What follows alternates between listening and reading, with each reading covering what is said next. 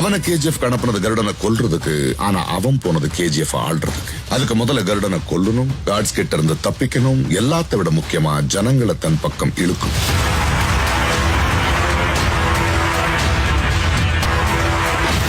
அங்க இந்த 3 கைதிகள்ல ஒருத்தனா வந்து எல்லாருக்கும் முன்னாடி கருடனை கொன்னான்.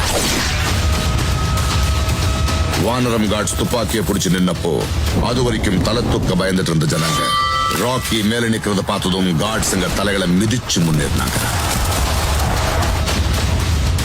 மக்கள் ராக்கிய சுல்தானா ஏத்துக்கிட்டாங்க. நீங்க சொன்ன மாதிரி இந்த போட்டியில ஜெயிச்சு அவன் ஒரு கேங்ஸ்டர் இல்ல சார், ஒத்தையா வந்து புகுந்து அடிச்ச மான்ஸ்டர்.